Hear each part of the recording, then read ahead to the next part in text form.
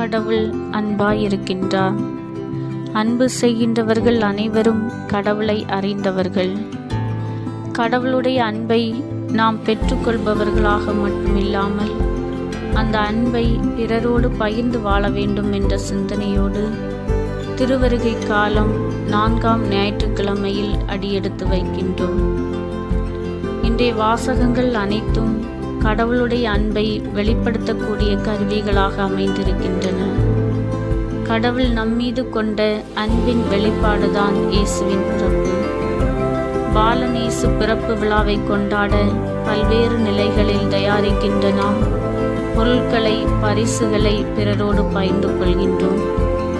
ஆனால் கடவுளை நமக்கு தருகின்ற மிகப்பெரிய பரிசுதான் பாலன் இயேசுவின் பிறப்பு என்பதை உள்ளத்தில் ஆழமாக பதிய வைப்போம்.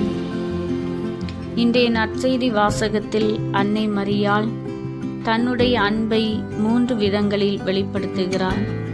முதலாவதாக இறை திருவுளத்தை நிறைவேற்றுகிறார்.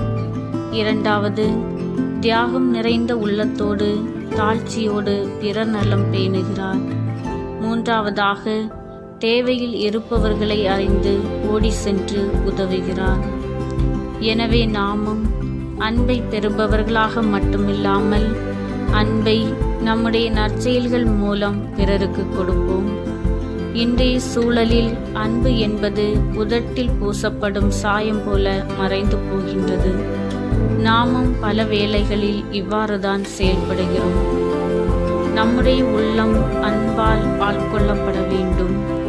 அன்னை மரியாளைப் போல நாமும் பிறர் மீது அக்கறை கொண்டு தேவை அறிந்து செயல்பட்டு பிறரோடு அன்பு கொண்டு வாழ்வோம்.